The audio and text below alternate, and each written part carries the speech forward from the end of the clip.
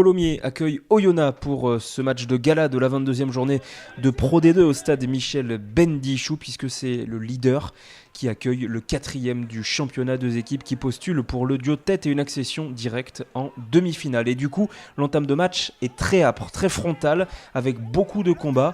Et ce sont les Oyomènes qui mettent énormément de rythme et qui campent dans le camp columérin. Et regardez cette faute de Palma Newport, le pilier anglais, qui met les mains dans le ruck alors qu'il n'avait plus le droit. Il devait juste batailler par la poussée.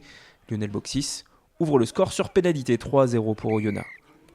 Sous le regard fermé de Julien Sarraute, l'entraîneur columérin qui voit son équipe se réveiller après un quart d'heure à faire le dos rond. Encore Joshua Vici, l'ailier fidjien qui trouve une petite brèche, et on enchaîne dans l'axe avec la percussion de Barlow. On se rapproche tranquillement des perches oyonnaxiennes, mais il y a une faute au sol, vous le voyez avec son casque rouge et bleu, Théo Millet qui gratte le ballon à la main alors qu'il avait les appuis au sol. L'occasion pour Jules Soulan d'égaliser 3-3. Ce premier acte est décidément un duel de buteurs, mais Colomiers commence à vraiment mettre la main sur le ballon avec ses avants et ce bel offload encore du jeune talonneur Barlow. Les columérins qui continuent de pilonner, et on se met à la faute du côté oyonnaxien. Encore une fois, terrible indiscipline indinoise, et Jules Soulan face aux perches permet à Colomiers de mener 6-3.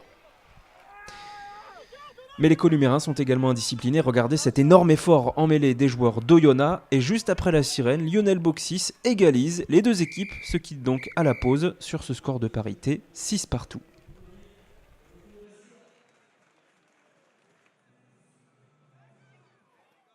Et au retour des vestiaires, les columérins qui vont vraiment appuyer sur l'accélérateur. C'est toujours un duel de buteurs, deux pénalités pour Soulan, une pour Lionel Boxis, et les columérins qui s'installent cette fois-ci dans le camp d'Oyonnax. Et encore une faute de Rory Grice, la faute de trop pour Monsieur Lespès, le troisième ligne oyonnaxien qui écope d'un carton jaune et qui laisse son équipe à 14-15.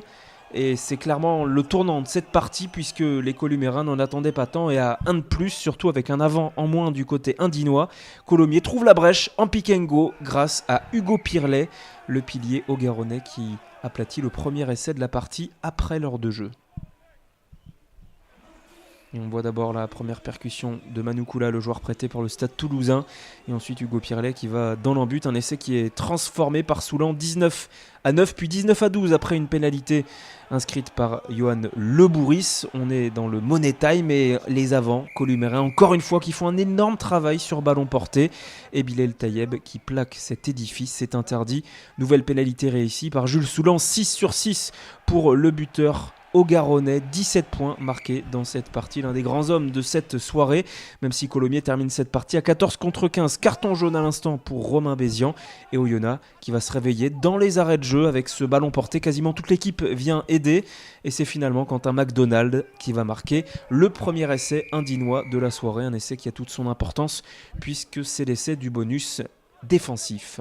La transformation est donc anecdotique. C'est Colomiers qui s'impose 22-19 et qui retrouve la victoire pour conserver sa place de leader. Oyonnax grappille un point précieux pour la course pour les demi-finales.